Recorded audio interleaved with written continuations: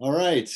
Here, my name is Michael Burroughs. I'm here today on November 2nd, 2021, speaking with artist Knox. And artist, thanks so much for joining me. Thanks for having me, Michael. How are things going today? It was a bit hectic, but I got a 9 month pregnant wife who's due any day. My son had to go to the ER and all that stuff with it. He dropped some stuff in his eye, but you Uh, know, life goes on. We got to keep juggling, got to keep moving, man. yeah. Okay. Well, this is on the pregnancy and the expected child, and hope you're both. Mhm. So, artist, just to start off, you are currently a Project Rebound staff member at CSU Fullerton, correct? Correct. Can you tell us a bit about your position and what is the nature of your position at Project Rebound at CSU? Yes, I'm the outreach coordinator and juvenile justice advocate.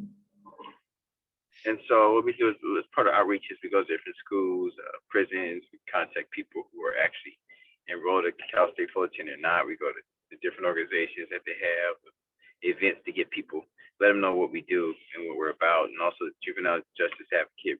We're going to be going into juvenile detention facilities, and we're developing a court to college program to where we can give juveniles access to the university environment in lieu of sentencing. So we're working on something that's really big and powerful right now. Yeah, and I want to ask you about that. I mean, kind of the juvenile side of things. I mean, that's it seems like an interesting line of work. I mean, for you, do you think there's a particular importance to working with juveniles in terms of issues of incarceration and thinking about the path that children are taking? Like, what kind of drives you to that line of work? What drives me to the juvenile is the fact that the mind isn't fully formed until a certain age. They say like 25 to 6, the frontal lobe is fully formed, and the ability to cognitively reason, ration, and make decisions, and to think about the future and planning and projections. So when you're arrested when you're 13, 14, and you make these life-altering decisions, it almost solidifies your future based on a decision you made where your mind wasn't fully formed. And then being in prison, or Folsom State, Soledad, LA County, I'm seeing individuals who were impacted by the juvenile system, who weren't given an opportunity to really expand their horizons. They were just put in the category and sent off. And then I saw how it's easier to change the mind of a juvenile than it is necessarily an adult. And then, not saying that we just throw the adults away, because I'm a beneficiary of the Project Rebound that was specifically helping adults. But I think it's more impactful to reach the younger generation that's coming after us, because they're the future. They're the link that we need to be successful and to be secure, to have a social security, to have security in society. Our children, even if they're not biologically ours, they're still ours, because they're going to be running the world that we're going to be living in as older adults. Right. So I think it's very imperative to reach into that and to pull out those jewels before they just go to waste. Got you. Yeah, there's a number of important things you said there. I mean, I think, the kind of the importance of the next generation, also the possibility that children, have that ability to change, right? I mean, kind of that plasticity, they can take on new information, take on new directions, maybe easier than we can as adults, even, right? It makes me think about, like, so your own childhood. So where did you grow up? I was born and raised in South Central Los Angeles. Tell people right. Reginald Denny got hit in the head to bring Florence and Normandy. Okay. And home of Crips and crack. That's what I call it. Okay. And it was a very interesting experience. Very interesting experience. Tell us about it. I mean, obviously, you can't. It's hard to capture.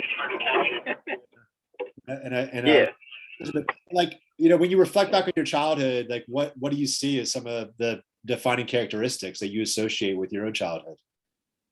You know what? I had to have an epiphany. My epiphany came in prison, where for so many years I was upset, frustrated, and really angry and sometimes bitter about the way in which I was raised. My mother didn't graduate high school.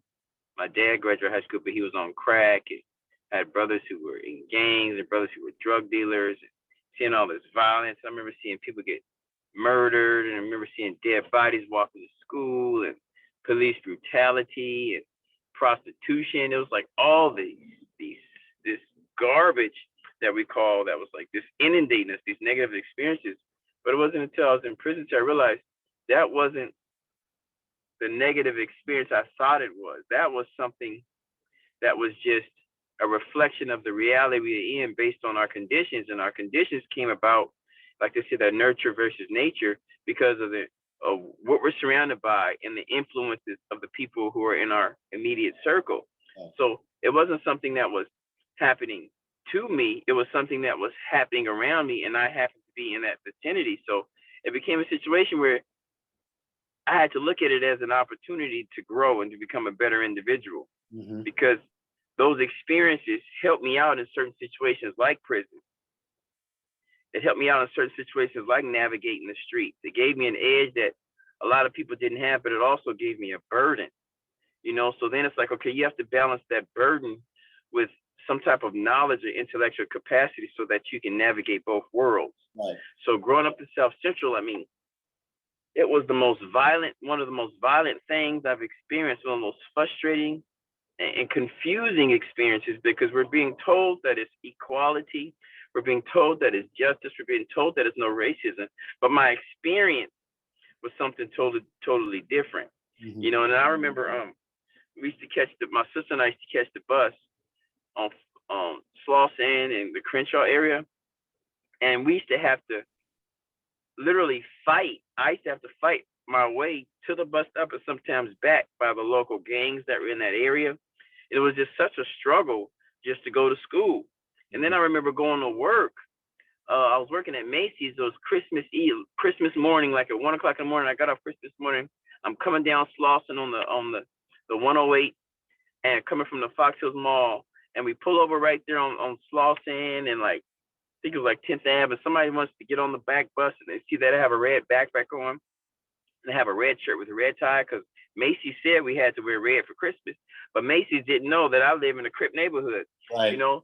So I'm coming through, I'm saying it's Christmas Day, so I should be okay. And this guy tries to kill me on Christmas because I had a red shirt with a red tie, you know, and he gets on the bus and he starts firing, shooting at me, and I'm ducking and running on the bus. And then I'm thinking, wow, what an environment. There's two different realities that I have to live in constantly. You know, the pressure of having to explain to HR why I can't abide by their rules, which I have to for a job, but then the people on the street aren't going to care that I'm trying to matriculate to a better environment, to a better lifestyle. All they care, because of their condition and their environment, is that I'm the enemy. Right.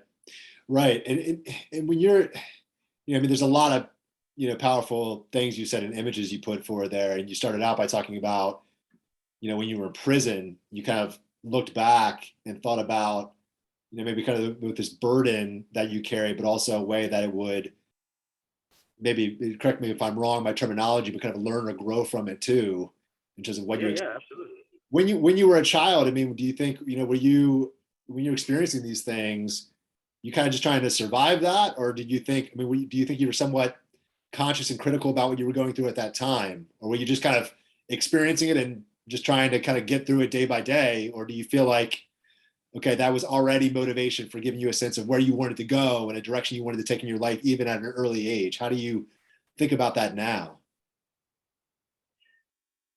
You know, I had to delve back into my furthest memory. I started writing my autobiography in Los LA County before I got sentenced to prison. Okay. And I was just going back, like in the end, I was like, where did I go wrong? What happened to me? And I'm in the hole and I'm thinking, and I'm just ruminating, going over all these experiences. And I go back to my furthest memory, which is of me. I was about 4 years old, and my dad was taking us to a crack house. Okay. I remember going to that's my earliest memory, going to a crack house. Yeah. With my father and him smoking crack and us walking through the neighborhood. He's barefoot. We got on, me and my little brother, my older brother Vance, my younger brother Desmond, who was a year. Vance was like 5, and we're like in the middle of the hood going to crack houses. And this was normalized to me. Mm-hmm.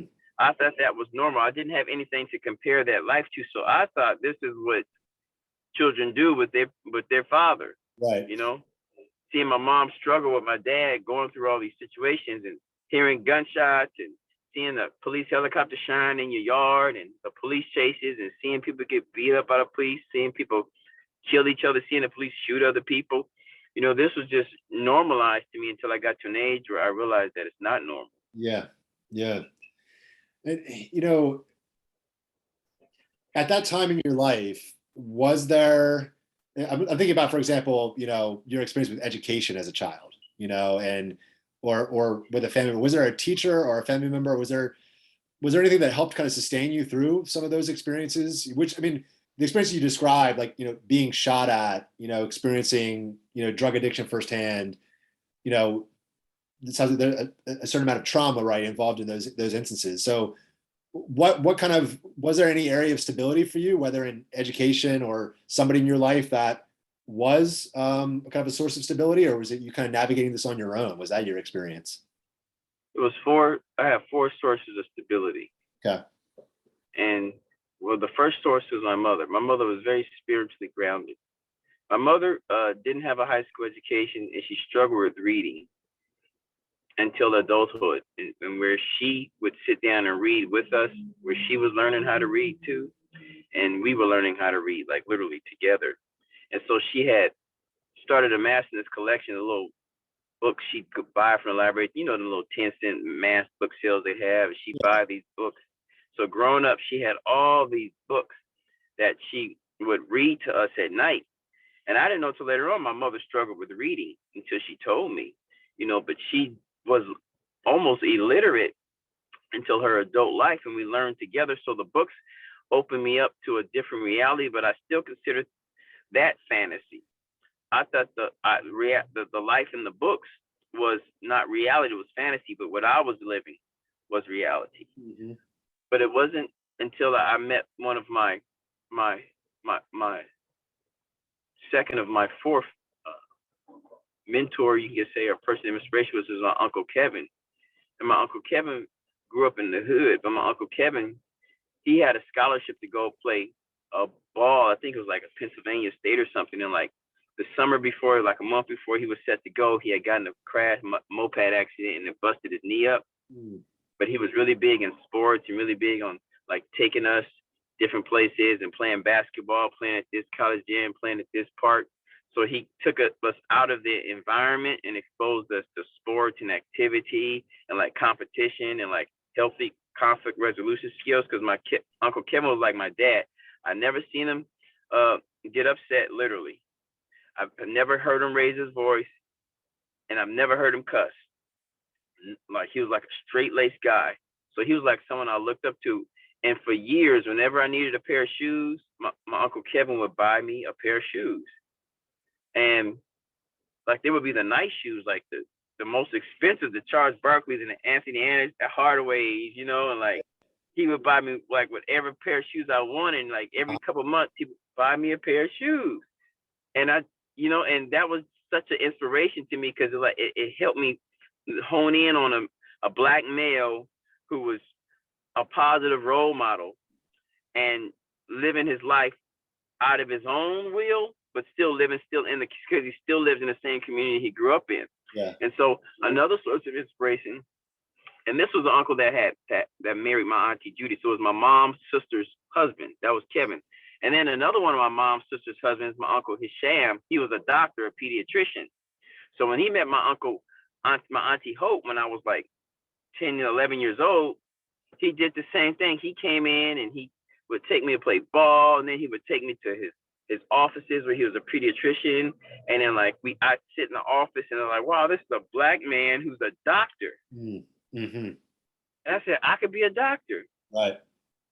You know, and then I started having aspirations of wanting to be a doctor. I'm sitting here with my uncle Hisham, and he works now at Kaiser in Inglewood. And I would go to Kaiser in Inglewood because we live not too far, because I went to Inglewood High, I went to Crenshaw, I went to other schools in the community. So I would literally be hanging out in the hood, and I can go to my Uncle Hisham's office at Kaiser, and he'd take me to lunch, and we sit down and kick it. He's like the boss, but he's a black man who did something positive with his life. Right. You know, so then that was a source of inspiration for me. He'd always talk about college. He took us to demonstrations. You know, KPFK was a Spears radio station. He kept us up on politics. So he taught me about politics, the Democrats versus the Republicans, how to vote, how to analyze what different politicians are saying, what it means, you know, all these initiatives and bills. And so I'm being exposed to all this voluminous information. And he would drop me off home, and it was back to reality. Right. So that, yeah, pretty dramatic shift there, huh? Yeah. And then my fourth inspiration was my grandmother, Irma. My grandmother from day one, she said before I was born, she had told my mother that one day I would be someone of importance. She said one day he's going to do something great, and he's going to be a preacher. And it was prophesied that I would be a preacher and minister before I was even born. So my grandmother, from the time I was small, she would always remind me of who I was and what it was that God called me to do to serve the greater good. And she would tell me, you're going to go through some trials in life. And she said, you're going to have some ups, you're going to have some downs, but God is going to protect you as long as you keep your heart pure. And so she would constantly remind me. So my grandmother would call me at least once a week to take her to the store. I would walk her. We walked to the store together. I'd carry her bags back for me. She had me open all her jars, you know, and then I cut her toenails, you know, and then I'd rub her feet because her feet would swell, you know, she's having all these issues and stuff. So I rub her feet and cut her toenails, and then she'd tell me, get the Bible. I get the Bible, and then she had me read in the Bible, and then she explained to me what it meant. We'd say a prayer, and then she reminded me of my destiny. And this happened for years, literally until the day my grandmother died. And at my grandmother's funeral, she wrote a letter to me. Out of all of her like 40-something grandkids, she wrote a letter to me, and she reminded me of what my assignment was. And this was before prison. So those four people were pillars in my life that constantly either showed me what I could be and also reminded me of who I was internally. Right. So it was like I had the spiritual balance and I had the balance of education and exposure. Yeah. So I can see this. I mean, that's really helpful the way you put it too. I mean, there's like 4 pillars in your life, and it sounds like some really strong, you know, wonderful people in your life too, which is fantastic. And I'm wondering, what was your experience of schooling as you know, education as a child? Was that positive experience, negative experience, somewhere in between? Like, what do you remember about that kind of growing up in the school system? Growing up in the school system, I remember because of the exposure that I had gotten, I realized that the school system wasn't providing me and the kids around me with quality of education that we should have been entitled to. But it was a sense of, I was saying, okay, this kind of sucks. School sucks. And I excelled at school. School became easy because of the stimulation that I had outside of school. My mother would make us read for 2 hours a day after school. We couldn't watch TV only on the weekends, you know, so she had this really tight regimen. In the midst of all the chaos, she created this structure and this order and this regimen. So in school, I excelled. I did very well in school until high school. High school was when I started really feeling the pressure of poverty and feeling the effects of my dad's addiction, us having to move multiple times. We moved like so many times and never really living in one place more than a year, sometimes 6 months. And so we were constantly moving. And so that's when the pressure from that constant flux and change and inconsistency started to wear on me. And I remember 10th grade, my mother got sick. She had got cancer, and we had become homeless. And so we had to go stay in a homeless shelter. And so I had to make the decision to where I was going to high school, and high school was not giving me what I needed.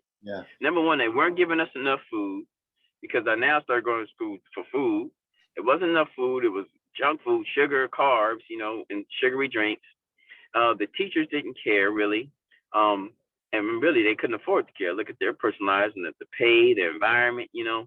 And then getting to school was just a hazard, because then you have to get in fight with gang members, you know, so you get jumped, and there was so many situations that had to get in physical altercations with individuals.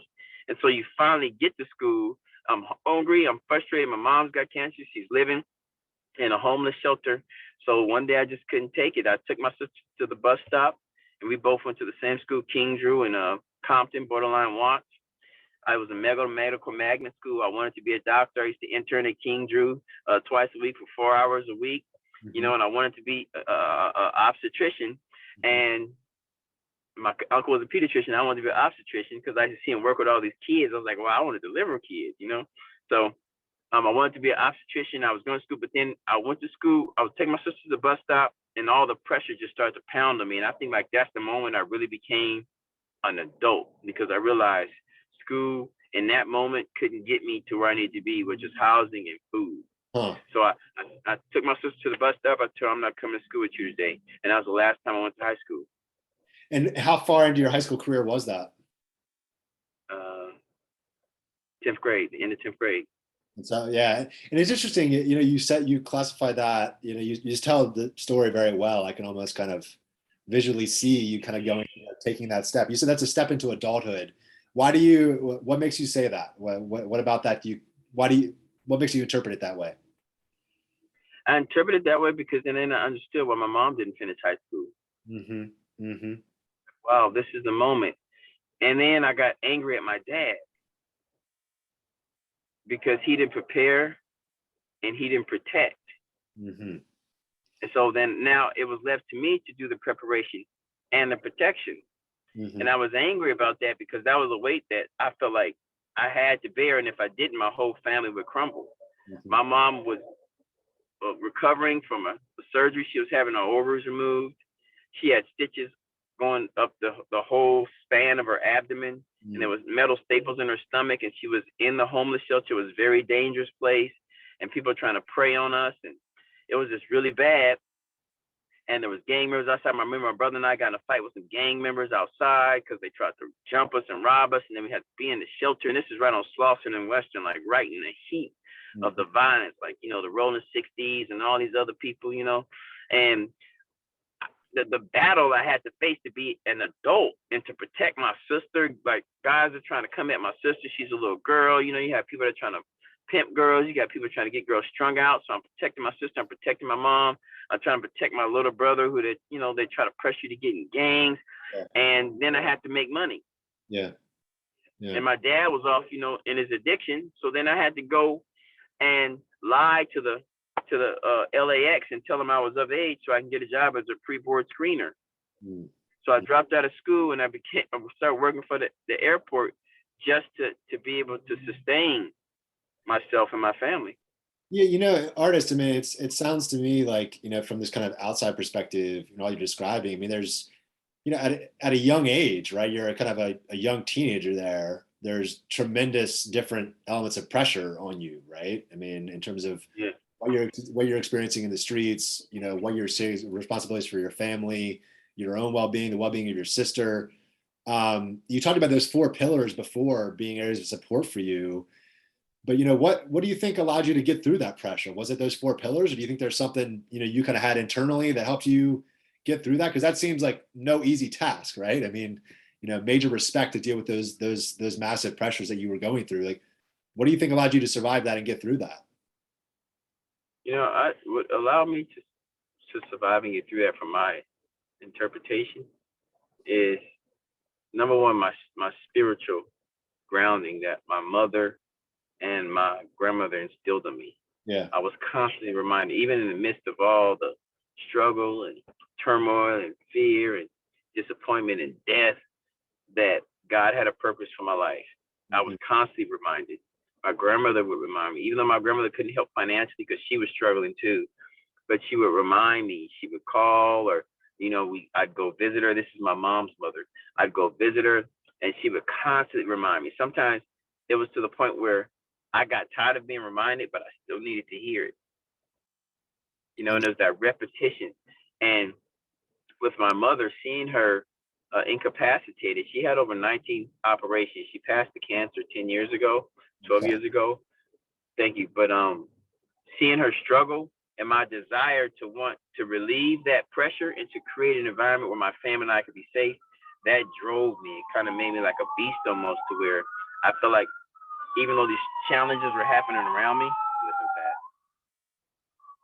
there was something in me that was greater than my condition.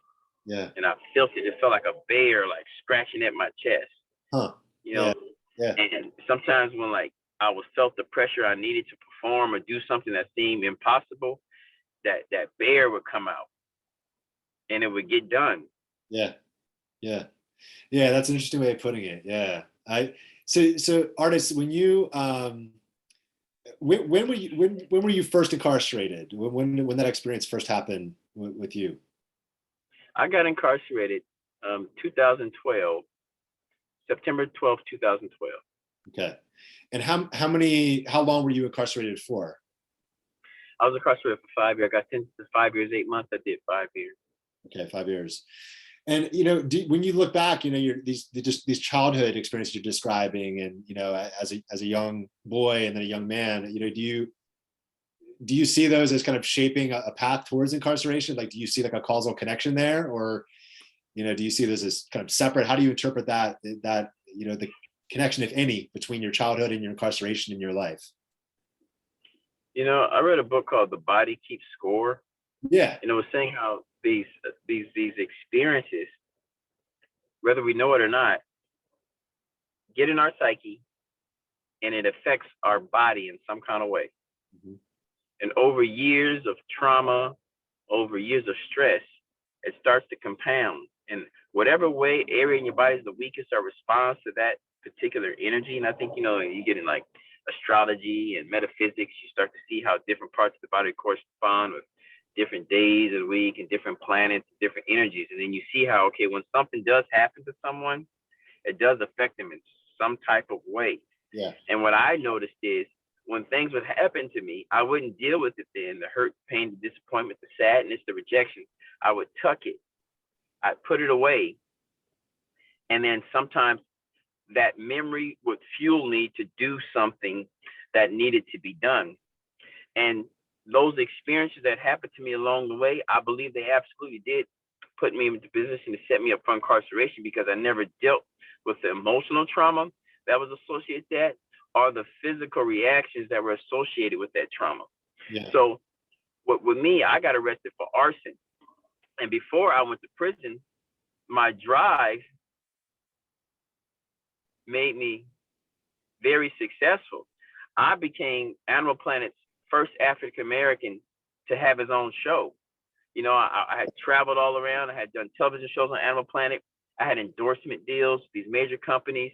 I had a grooming shop in Hollywood, and I had 2 book options that I had signed, and I was developing a book to teach people how to groom, and also my life story. I had all these things in the works. I had this big network of professionals. But what transpired in my life was I didn't deal with the trauma of when individuals take from me. So Yeah. one of the things that I didn't deal with, especially coming up, people constantly took from me. They would rob me, they would jump me, they would steal from me, they would try to punk me, and I was constantly having to defend myself.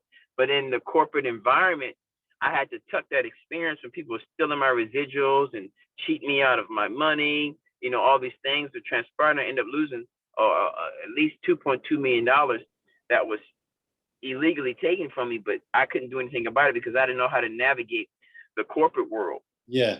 So the only thing I had at my disposal was what I knew. I knew that you get a gun and you get some shit and you blow some shit up. Right. Right. So I went back to my original program, and something I never even really done, but that was what I defaulted to. Mm-hmm. Rather than picking up the phone and calling some attorneys and trying to figure it out, I got gangster on them. Even though I never joined a gang, I grew up with gangs. Right.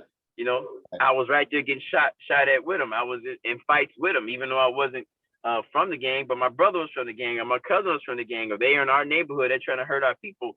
So that mentality was still there. And I realized when I was in prison, I had the same mentality. Yeah. Yeah. So I may look different, I may present it different. Yeah. But it's the same mentality. It's issues from childhood, from trauma that weren't dealt with properly. And as I got older, my body kept a score and it manifested physically. Mm-hmm. And here I am. Mm-hmm. So artist, I want to understand the timeline here a bit too. So how old were you when you were first incarcerated? I was 30. 30. Okay. And the Animal Planet, this sounds fascinating, by the way, but so when were you working with Animal Planet? Like what years were that? Oh man, I was working at Animal Planet like 3 years before I got arrested. Okay. So I'll send you some links to videos. Even before Animal Planet, I had started doing like commercials and television work. Like I got connected with people through and other individuals that saw potential in me. So it was because like how my uncle took me out of environments and set me in front of other people. Yeah. You realize there's a bigger world, and those people had know people who know people, and you end up somewhere. And next thing you know, you auditioning for something. You know, so I'm like, wow, this is how it works. It's that social capital. Yeah. You know, so I realized young that it's about the people who you connect with that can put you in opportunities rather than the money that you have in your pocket. It's the influence that you get from social connection. Right. Those connections. Yeah. Yeah. That's cool. Yep. So those connections led to opportunities, and people were pretty impressed by the way that I'm coming from South Central, but I'm able to maneuver in these environments. But I was able to maneuver in these environments because the individuals saw something in me and pulled me to those environments. Mm-hmm. And so that's why I say that the connection between reaching juveniles is you got to get them before their mind is fully formed to where they think this is all that life has to offer. You have to expose them to other avenues, to greater possibilities, so that they can develop their own social capital and to do something that they really want to do rather than just sitting in the hood. I mean, you never know what you can do. I never thought I'd be a guy from South Central grooming dogs for celebrities, you know, but I also didn't think that I would end up in prison just like the guys who I grew up with. Right, right. And when you were, you know, when you were incarcerated, it sounds like, you know, from some of the things you said, that was, I'm sure it was a lot of things, but you've mentioned kind of also some reflective elements, like where you were starting to realize things, right? Like kind of the body keeps the score kind of things, and looking back in your life a bit. So, you know, is that how you kind of think of your period of incarceration? I mean, you know, as like, you know, a time where you really started to kind of maybe in some ways for the first time critically understand some important things about your life and who you were? Or do you, I mean, how do you think about that period in your life, if not that? You know, I think that incarceration put me in a position to where I didn't have to think about how I was going to eat or where I was going to live. Uh-huh. And prison was the worst thing, that is the worst place that anybody can be. But for someone who needs to change their perception and who needs to be out of an environment that will cause them to falter, to deviate, some type of sequester is necessary. I wouldn't say prison is necessary because prison was a hellhole, a really stinky hellhole. But I think being sequestered, so taken to a place where I didn't have to think about how I would sustain myself, and then my mind was free to roam. Like I dreamed in prison like I never dreamed before.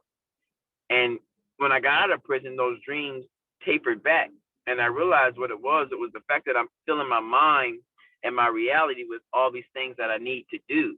And I'm not giving myself the space to debrief, to de-stress, and to just absorb the day, and then to get my messages or my signals or to get in tune with humanity. So what prison did was prison put me back in tune with humanity. It put me back in tune with the pain everybody was feeling. And I realized I had so much hope for the future.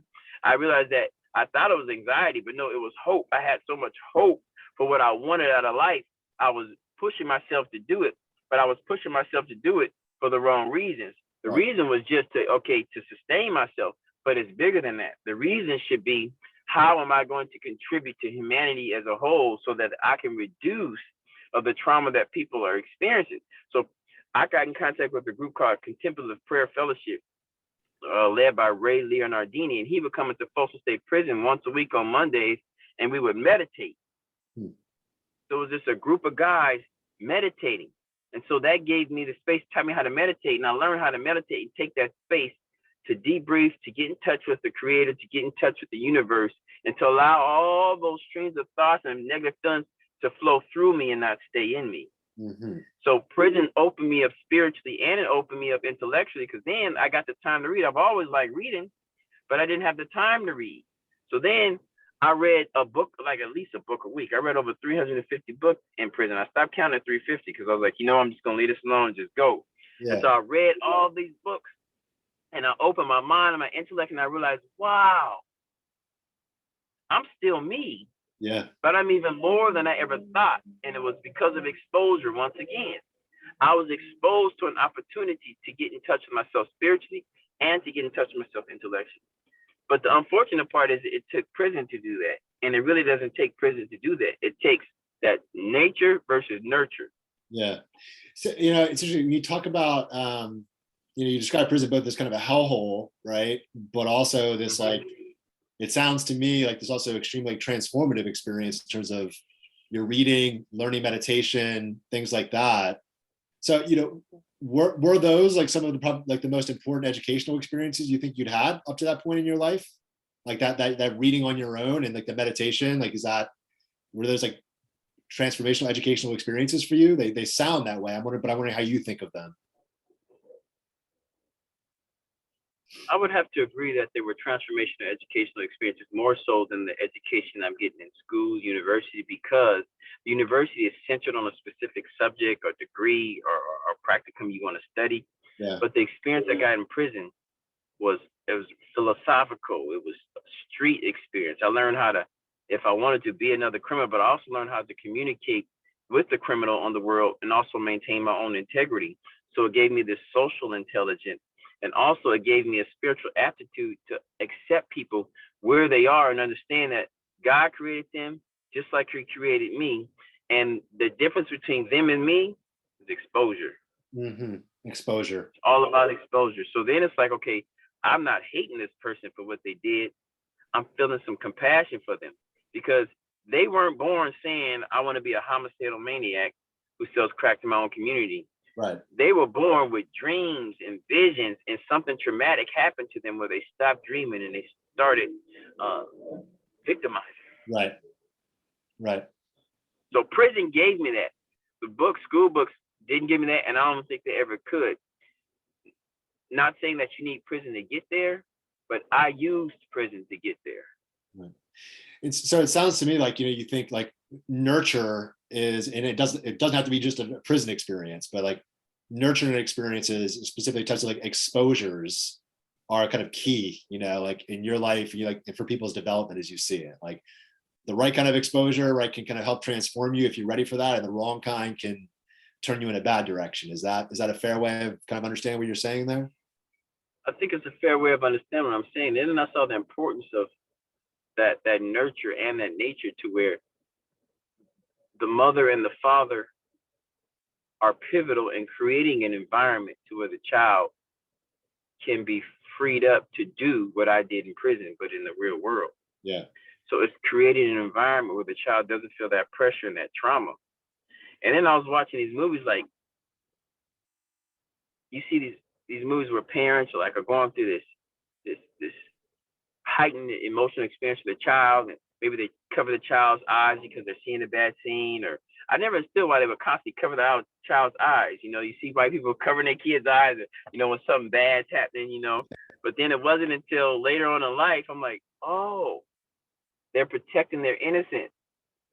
And if you protect their innocence and you don't allow them to see certain things, it still preserves their imagination. Mm-hmm. And if a child has their imagination, that is the most powerful they will ever be. Right. A healthy imagination is the most powerful thing on this planet. So if you protect their innocence, if you protect their imagination, then that's creating that safe environment where the child can be free to dream and to envision without analyzing that they've seen somebody get raped or they've seen somebody get shot. Yeah. Right. Right. Yeah. I think it's well said too. Like, the imagination, how powerful that is, right? And how much that can be transformed in positive or negative ways based on these experiences that you're talking about. So, with your experience in prison, did you have any formal educational experience in prison? Like you talked about reading on your own, the meditation training. Were there like classes you were taking? Did you have access to that at all? Oh, absolutely. I took every class that I could. But one of the most important education transformation experiences in prison was when an inmate came to my cell bars. I was on fish roll in Folsom State Prison in 2014. And it was May 2014. And he came to my bars. He said, I could tell you don't belong here. He said, I'm going to tell you like this, youngster. Prison is either a fool's paradise or a poor man's university. He said, make your decision. Interesting. And be consistent. And then he gave me some papers, a folded up flyer, put it between the bars, and it was a flyer for Coastline Community College, telecourses, correspondence courses in prison. So I wrote Coastline, they wrote me back, I signed up, And in that particular portion, the rest is history. And so did you earn like a degree while you were incarcerated, or is it more taking just different classes here and there? Not while I was incarcerated, but I earned about 30 something, 40 something credits. And then when I got out of prison, I went to Coastline and I signed up for class there. And that was the actual graduation video that you saw. That was me graduating from Coastline. Okay. Fantastic. Yeah. What was that, that experience? I mean, transitioning out of prison into a formal educational context, what did that feel like for you? Was that exciting, intimidating, somewhere in between? What was that like? That experience of transforming from prison to the educational environment, I had a host of emotions. Number one, I was overwhelmed with excitement. It was like hopeful anticipation of what the future would bring.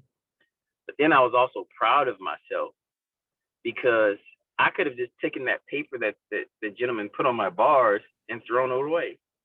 Right. But it was that thing, exposure, and that social capital. It was because he saw something of value in me.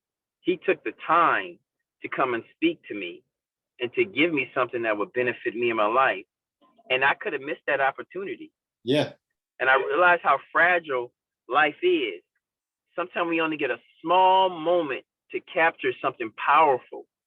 And then it'll pass us by, and we'll never know what our life could have been like if it was not for that exposure. Right. So then when I got to prison, I was like, wow, this is happening because that guy with a life sentence was mopping the floor on my tier, and he saw something in me.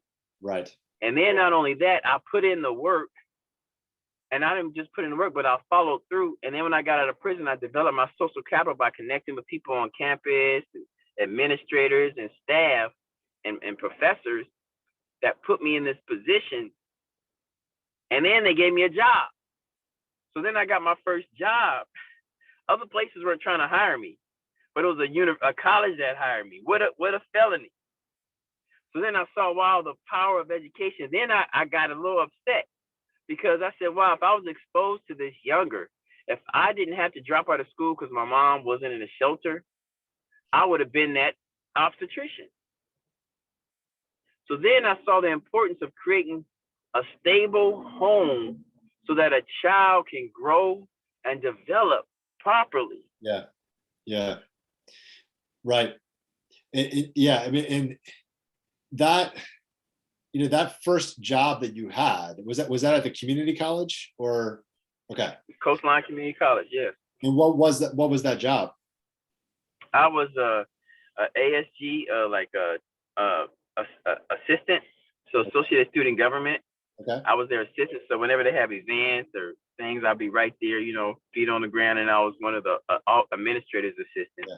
So I worked in the office, and it was just a beautiful thing, man.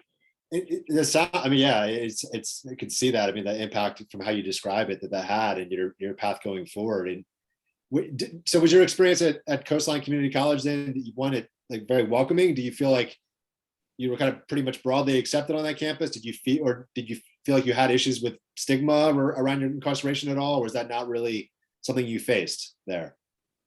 When I got released from prison, I had to go back to South Central. I had to stay off of 83rd and Compton, right? They call it the murder corridor, okay. Like right in the heat of everything, And I went there. My brothers were standing there. My dad was standing there, and my brothers are having altercations with the neighbor. And just a couple of 2 months ago, my brothers got in a shootout with the neighbors. Now my brother's spending 16 months in prison with half.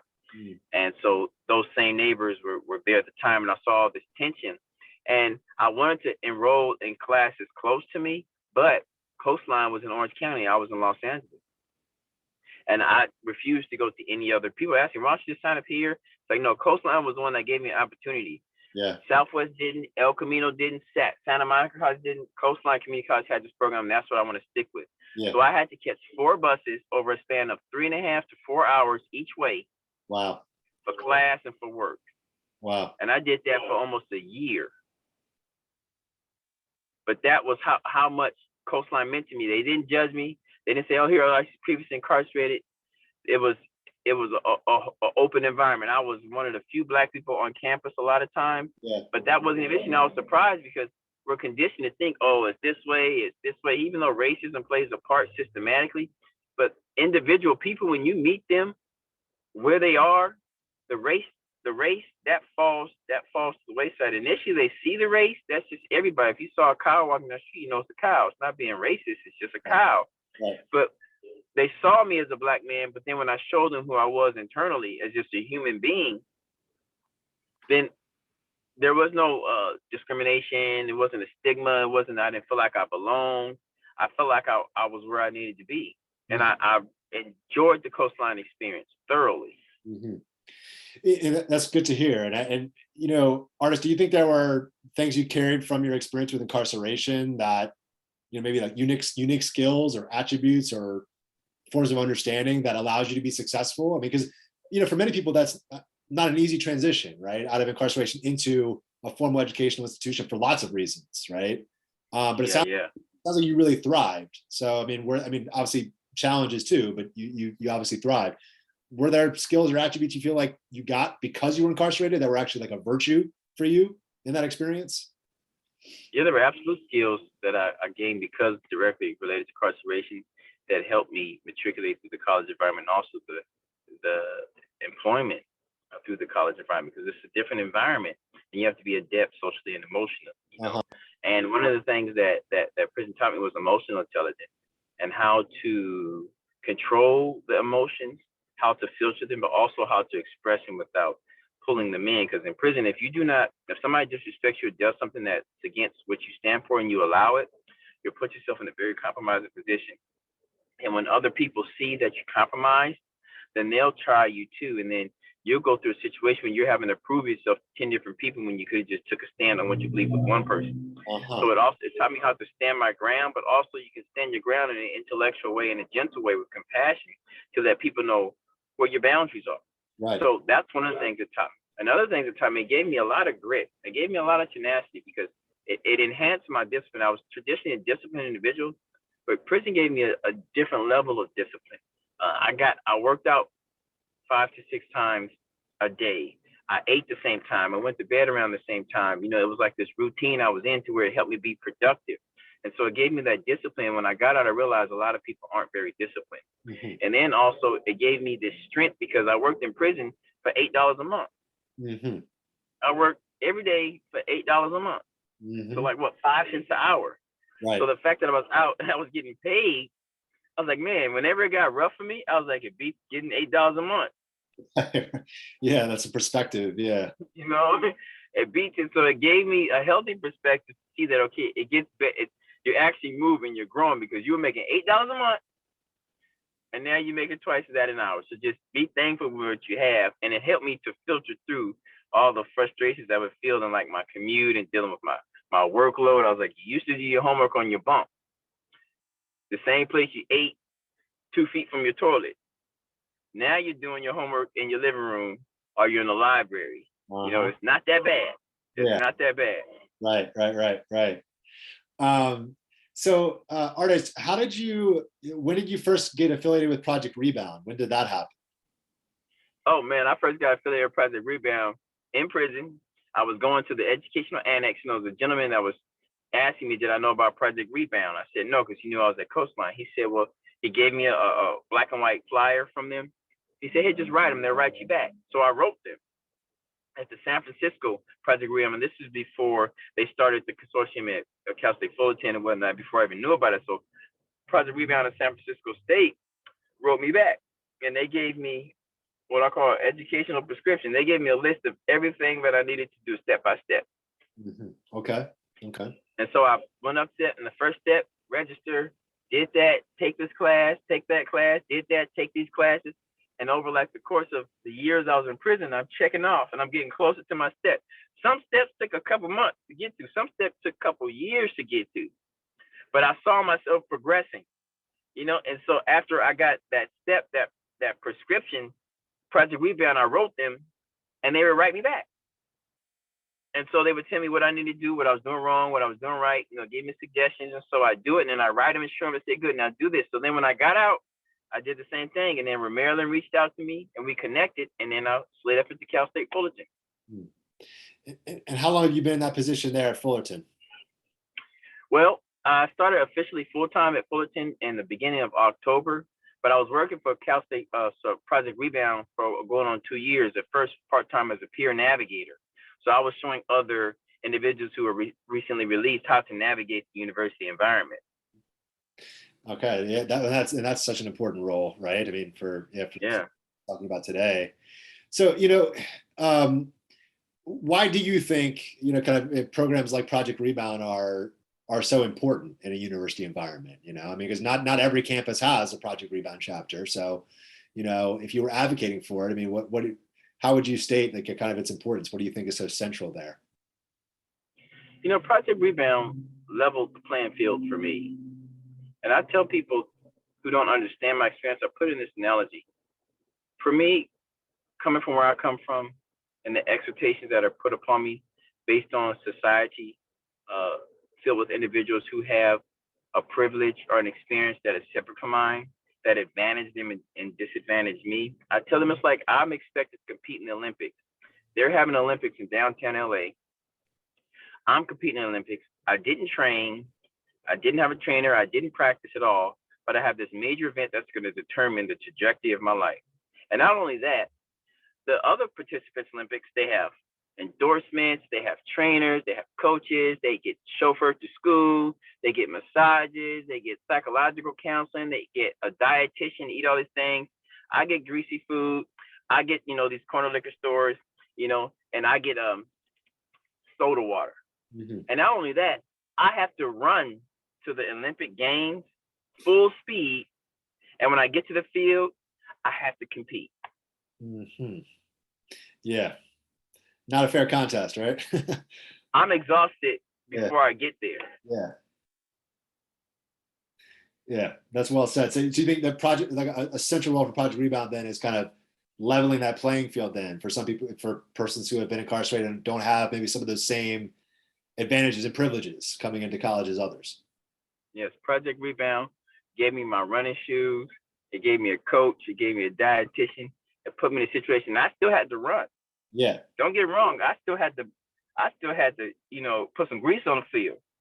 Sure. But, but it was equal to where not equal outcome, but equal opportunity. Uh-huh. And the outcome determines how well you prepared yourself. And preparation is totally on you. So Project Rebound doesn't hold your hand and say, here, these are the answers. This is how you do it. No, it's like, okay, here's the tools you need. You ain't got to worry about money. You don't have to worry about housing. You don't have to worry about tutoring. Now, go get it. Mm-hmm. Mm-hmm. So,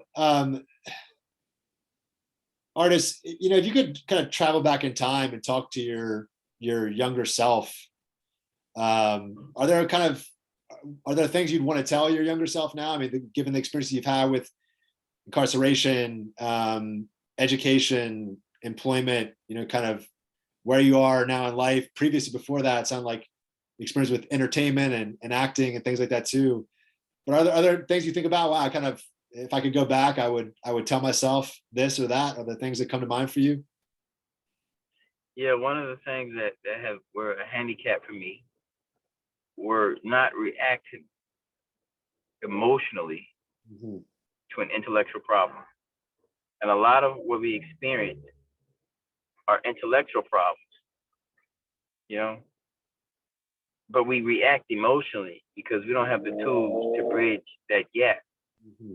Because there's the problem, here's the solution. And the bridge between the problem and the solution is your response. Mm-hmm. But how you respond, do you respond emotionally?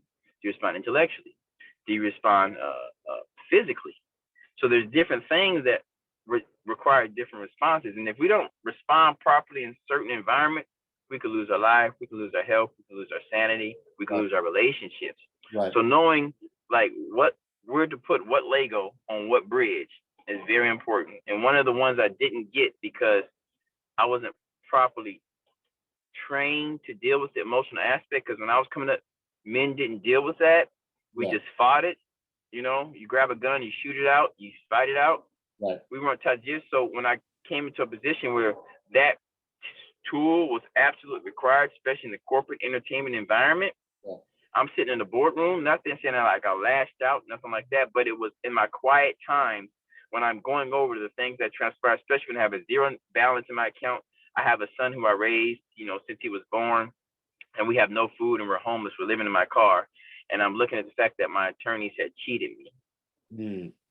There was a disconnect. I couldn't make a bridge to where I wanted to be from where I was. So the only tool the biggest strongest tool I had was my emotion. And I used my emotions to fix an intellectual problem. So I would tell myself in my young years, don't get caught up emotionally on intellectual problems. Yeah, it's an interesting way of putting it. It's a lot to think about there. Yeah, an important lesson I think for all of us. I like the way you capture that. Artists, are there things that I haven't asked about today that you're interested in speaking on, or any questions I didn't ask that you'd like to be asked?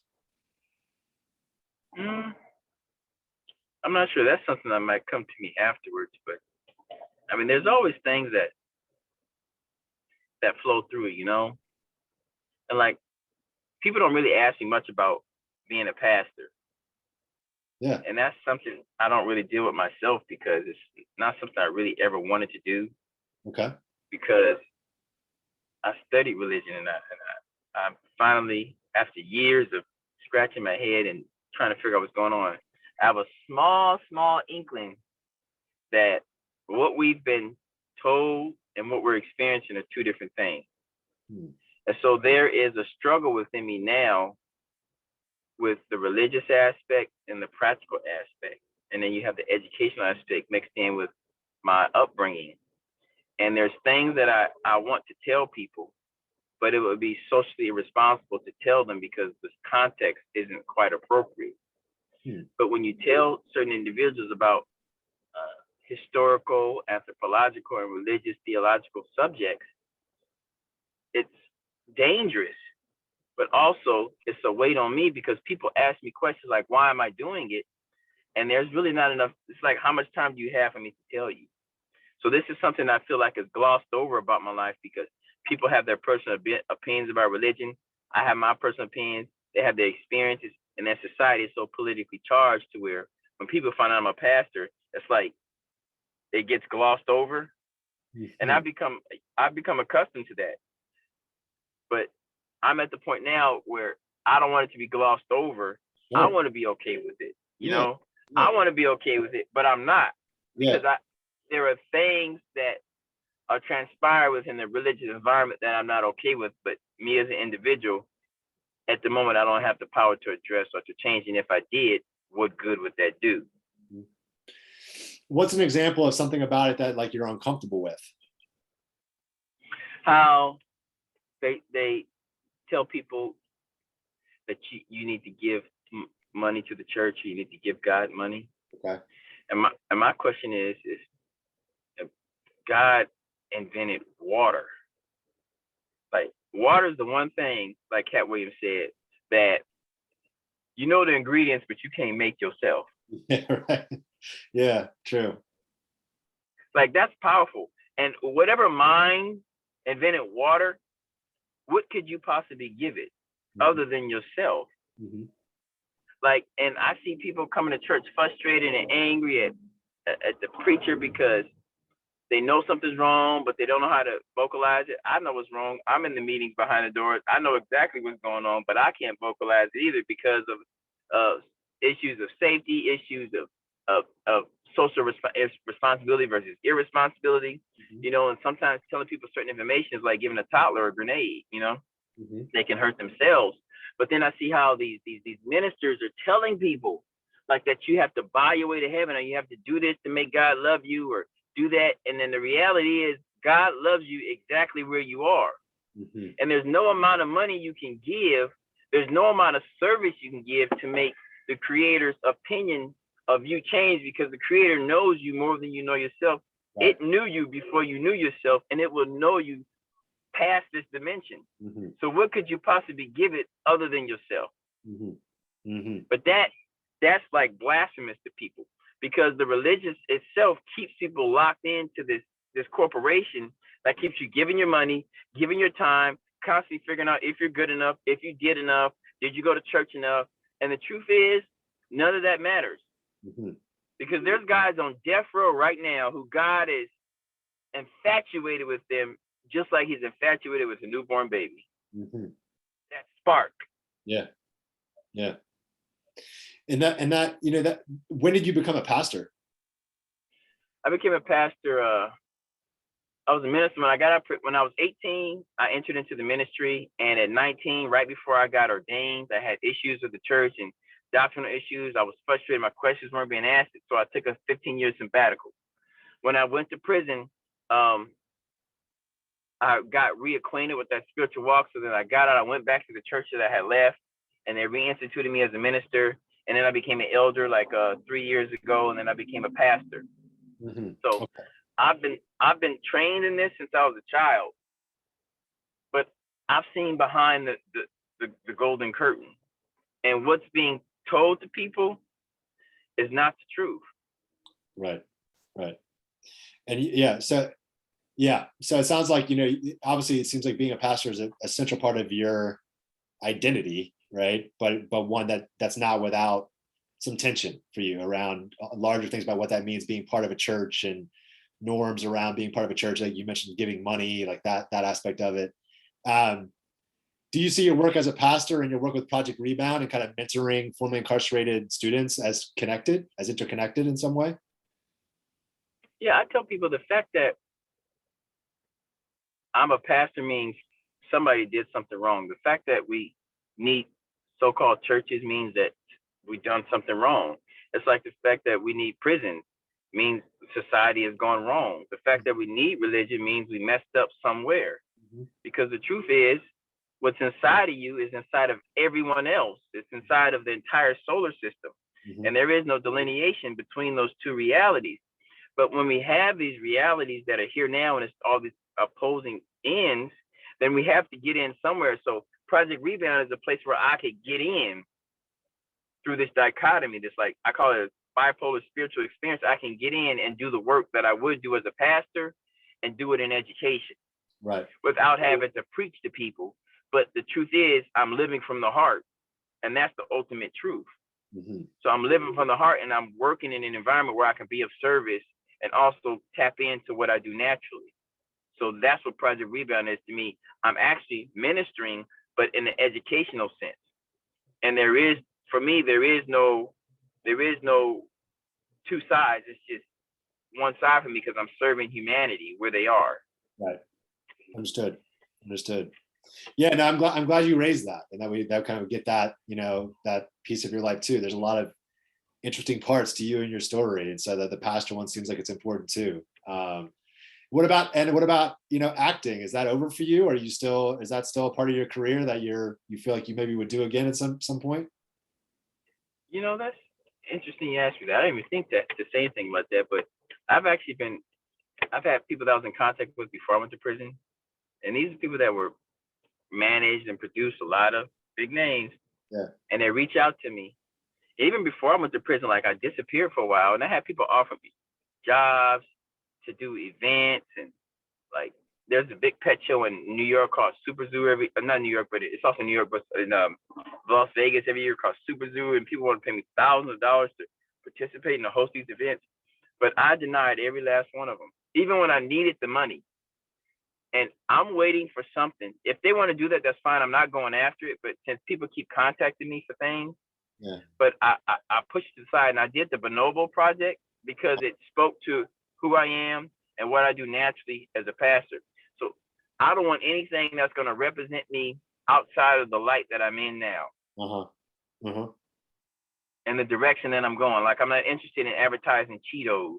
You know, like they want to send me out for Cheetos commercials or McDonald's. I'm not interested in any of that. Right. Like what I represent out on the camera is going to be who I authentically am. Right. And I don't want there to be any twisting of that. You know, so like I lived that already, where, you know, the commercialization, the endorsement deals, that comes and that would just as quickly go. But if you compromise to get those things and they go, you're going to have to look yourself in the mirror for the rest of your life, and you will not be happy with the individual that you are. Right. Yeah, that well said. Yeah, I get, you know, so I mean, yeah, those kind of are for you opportunities that are taking you away from things that are kind of more central to your mission right now, right? With the work you're doing, it sounds like. Correct, correct. Well, artist, it's been a really fascinating conversation. I mean, again, like just really rich, and I want to thank you again so much for sharing some of your life story with us and your experiences growing up with incarceration, with education, Project Rebound. It's just really enlightening to hear. So thank you so much for that. Thank you for listening to me and giving me the space to talk like this. Sure. It's very rare that I can just throw it out there and not be judged. So man, that was therapy. I appreciate that. Happy to do it. Happy to do it. And I'm gonna go ahead and stop our recording now. Okay.